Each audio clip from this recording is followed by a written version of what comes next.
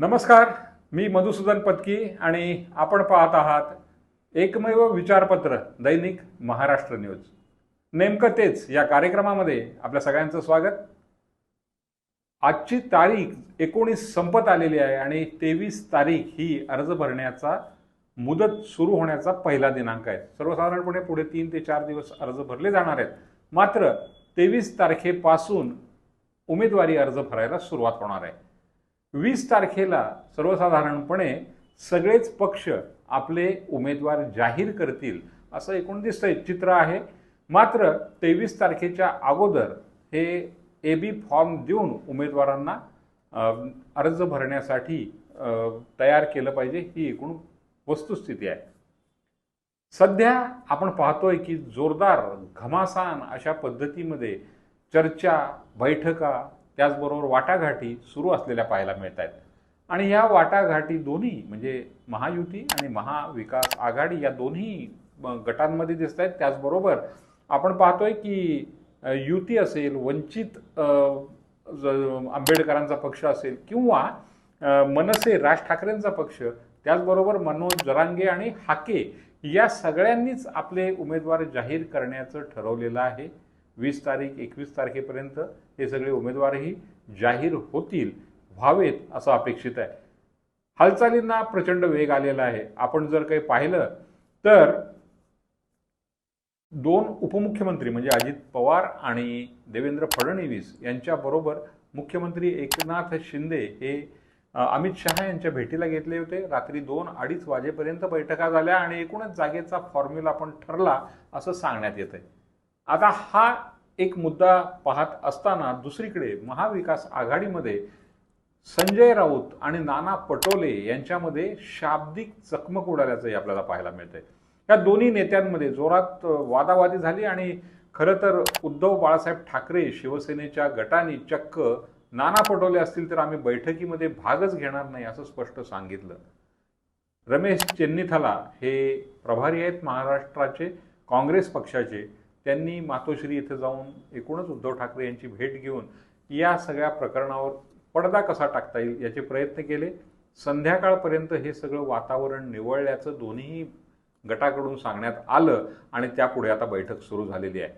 दुसरीकडे राज ठाकरे यांचे चिरंजीव आपण पाहतोय अमित ठाकरे यांनाही आता निवडणुकीच्या रिंगणात भाग घ्यायचा आहे आणि त्यांचा कुठली मतदारसंघ असेल यावरूनही जोरात चर्चा सुरू झालेली आहे।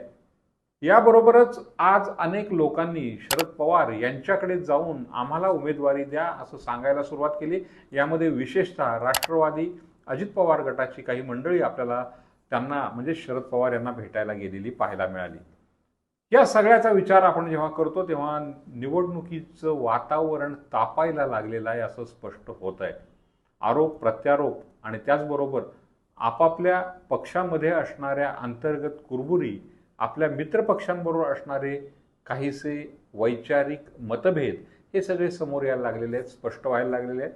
अर्थात यातून मार्ग काढले जातील आणि काँग्रेस आणि त्यांचे मित्रपक्ष, भाजप त्यांचे मित्रपक्ष हे 2 तर महत्त्वाचे आघाड्या किंवा युती आपण म्हणूया हे निवडणुकीच्या रिंगणात असतीलच। पण त्याचबरोबर प्रकाश आंबेडकर यांचं वंचित असेल, राज ठाकरे यांची मनसे असेल आणि जसं मगाशी मी म्हटलं तसं मनोज जरांगे यांचेही उमेदवार या निवडणुकीच्या रिंगणात उभं करण्याचं चाललेलं आहे आणि त्यांच्या विरोधात बाजू घेतलेले प्राध्यापक लक्ष्मण हाके हे सुद्धा काही उमेदवार उभे करतील।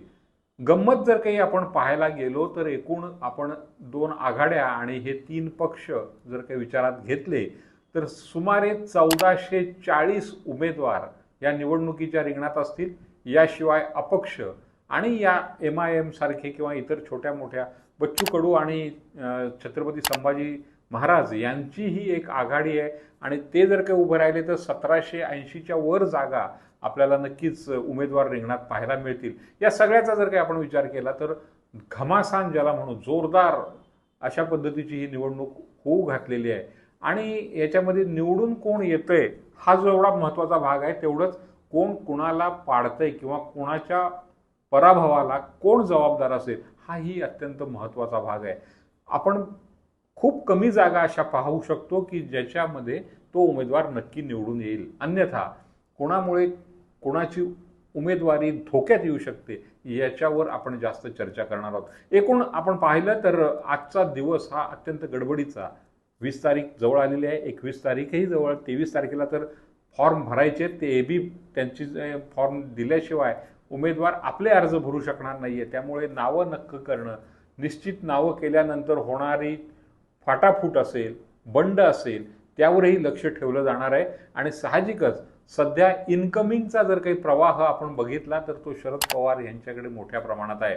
आणि एकाच ठिकाणी एकाच पक्षातले जेव्हा दोघं तिघं उमेदवारीसाठी इच्छुक असतात त्यावेळेला खरोखरच पक्षाचा जो प्रमुख असतो त्याच्यापुढे अडचणी असतात, कुणाला घ्यायचं आणि कुणाला सोडायचं। कारण आता सध्याच असं सुरू झालंय की जे नव्याने येतील त्यांना उमेदवारी दिली तर आम्ही बंड करू, असे इशारे द्यायला सुरुवात झालेली आहे। त्यामुळे साहजिकच या सगळ्यांना बरोबर घेणं या सगळ्याच पक्षांना, सगळ्याच पक्षांच्या प्रमुखांना आव्हानात्मक असणार आहे। वरळी असेल किंवा आणि कुठे या सगळ्याचाच विचार या निवडणुकीमध्ये उद्धव ठाकरे यांच्यापासून अगदी रोहित पवार, उद्धव ठाकरे यांचे चिरंजीव आदित्य ठाकरे, राज ठाकरे यांचे चिरंजीव आपण पाहिलं की अमित ठाकरे, या सगळ्यांचा विचार आपल्याला इथे करावा लागणार आहे। थोडक्यात पुढची जनरेशन, नेक्स्ट जनरेशन ज्याला आपण म्हणू, पुढची पिढी आता निवडणुकीच्या रिंगणात उतरते आहे। प्रत्येक ठिकाणी आपल्याला हे पाहायला मिळतंय की आपला वारस आता प्रमोट केला पाहिजे, त्याला पुढे आणलं पाहिजे आणि त्या अनुषंगाने बऱ्याच ठिकाणी आपल्याला या उमेदवारी दिलेल्या पाहायला मिळतील। अर्थात ही निवडणूक पुन्हा एकदा खूप महत्त्वाची ठरणार आहे, पण निवडणुकीच्या निकालानंतर जे काही चित्र समोर येईल, जर ते बहुमताकडे कोणाच्या नसेल तर अधिक रंगतदार परिस्थिती ही निवडणुकीनंतरच निर्माण होणार आहे, यामध्ये शंका नाही। तेव्हा पुन्हा भेटूया आपण अशाच एका कार्यक्रमामध्ये। पण तुम्ही आमचा हा कार्यक्रम कसा झाला हे सांगायला विसरू नका। लाईक करा, शेअर करा, सबस्क्राईब करा आणि नक्कीच प्रतिक्रिया कळवा। भेटूया पुढच्या कार्यक्रमामध्ये, तोपर्यंत नमस्कार।